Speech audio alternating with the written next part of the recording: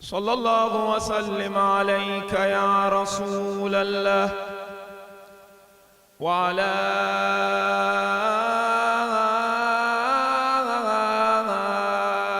أهل بيتك المعصومين المنتجبين. يا ليتنا كنا معكم سادتي فنفوز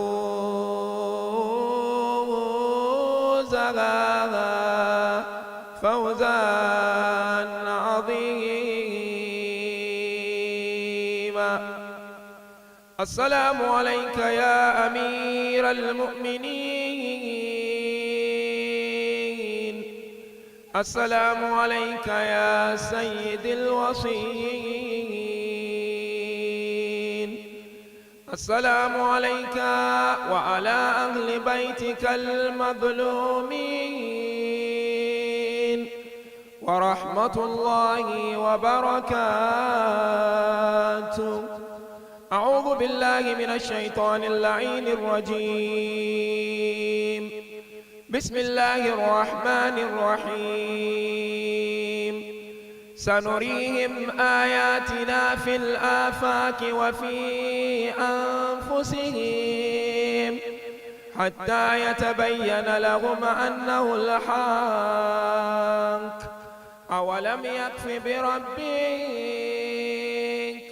أنه على كل شيء شهيد. آمنا بالله صدق الله العلي العظيم. How do we discover ourselves as youth? And this is not only to our youth, even our elders. How do we discover ourselves? Because you find today some of us, we are confused. Sometimes common decision a youth cannot take in his or her life. Sometimes we tend to contemplate and contemplate and contemplate. So the question is, how do we discover ourselves? What are the mechanisms when we put in place, it will help us to discover ourselves? Our scholars came forward and said, today is very difficult for people to discover themselves because they are busy with their material world.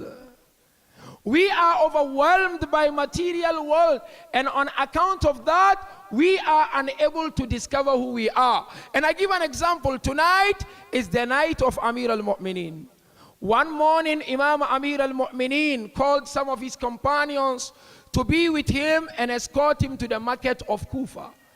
Imam Amir went to the market of Kufa with the companions, and he stood in the middle of the market and he started crying and lamenting. People were so shocked as to why Amir al-Mu'mineen was crying in this early day or early time of the morning. They came and asked Amir al-Mu'mineen. Imam told them, you know why I'm crying? I am crying because you guys wake up early morning, you come to work. And you finish very late. By the time you get to your house, you are so exhausted and tired. I am crying because I wonder, when do you have time to discover yourselves? When do you have time to sit alone, ponder and reflect? Therefore, scholars come forward and said, yes, material is taking us. But there are some moments in the course of the year, if we can use those moments, it will help us get to know who we are. And the first moment is the month of Ramadan. So this point that I'm going to outline and mention, let us start implementing them in the holy month of Ramadan to get to know who we are, and that will help us to get to Allah subhanahu wa ta'ala. As somebody came and asked our Chief Imam, what are the benefits of self-discovery?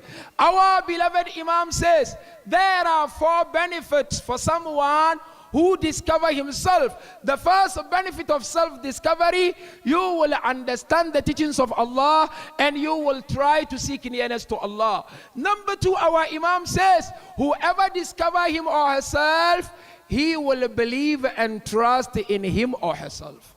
Al-i'timadu bin nafs. If you discover who you are, then you will always rely on yourself, because you will discover the potentials given to you by Allah subhanahu wa ta'ala. And number 3, our beloved Imam says, if you discover yourself, you will be successful in this world and you will be successful on the day of Qiyamah. And last but not least, our beloved Imam says, whoever is able to discover him or herself, that person will be a person of foresight. Because you know, we have insight, we have eyesight. If you discover yourself, Imam says you are someone with a basira, like the way the companions of Abu Abdullah were described in Karbala. They are Ahlul Basair. They are the people of foresight, because they knew themselves and they discover who they are. Number 1 mechanism, if you want to discover yourself, especially as youth, is to have one corner and sit alone. I want you to listen to this point very carefully. These are my last points. Have a corner, sit alone. What you're going to do? You're going to do a bit of munajat. First point, you're going to go back to your feelings and senses and ask yourself, what sort of feelings do I have in my life? Do I have a good feeling or bad feeling? This, you cannot do it with someone. You can do it only by yourself. Hence you find in most of the adiyah of Ahlul Bayt, Dua Abu Hamza al-Thumali, Dua on Arafah, even Dua Jawshan al-Kabir. You realize Ahlul Bayt are teaching us on ways and means of going back to our senses and our feeling. You find Abu Abdullah will say, Ya Allah, ana allazi akhta'atu, ana allazi jahiltu, ana allazi sahawtu. Abu Abdullah said, Ya Allah, I, Hussein, is the one who did the ignorance. I am the one who committed the error. I am the one who was mistake. But Abu Abdullah is ma'soom, is trying to teach us how to discover who we are. So number 1, go back to your feelings, go back to your senses. Ask yourself, find out, where are your senses lying and where are your inclination heading towards to?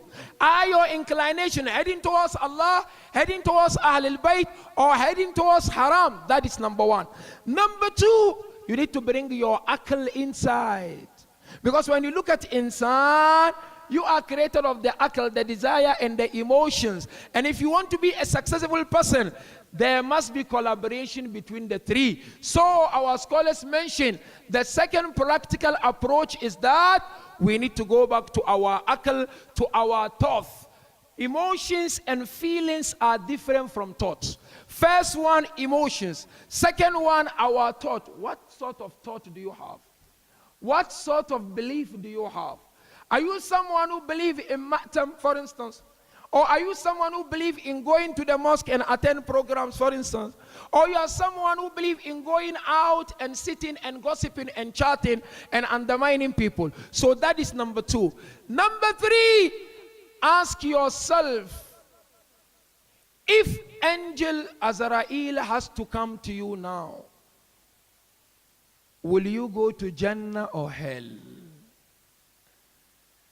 Ask yourself, my current situation tonight, the night of the 19th, the first possible night of Qadr, or second possible night of Qadr. If angel of death is to come to me now, am I ready? Am I satisfied with the way I am in terms of my obedience to Allah, or in terms of staying away from the teachings of Allah subhanahu wa ta'ala?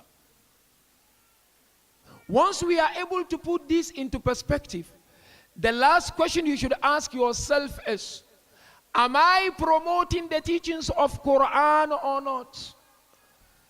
Take few verses of Quran and ask yourself, is my life reflection of the teachings of Quran or against Quran? And last but not least, brothers, our youth, if you do not want to discover yourself, then allow the following 4 things into your life. Then you will never discover who you are, and you will not enjoy the worship of Allah. Because benefit of discovery is that when I see to say, Subhanaka ya la ilaha illa ant, al-ghawth, al-ghawth, I should enjoy. It should not be boring. When I stand there, Allahu Akbar for Asr, for instance, it should be entertaining. I should enjoy it. But when I feel it's boring and it's taking long, then there is something wrong with myself and I'm unable to discover who I am. So there are certain sickness which when we find in ourselves, we should try to do away with them, or else they will block our way in discovering who we are. And in so doing, we will not be able to enjoy the worship of Allah subhanahu wa ta'ala.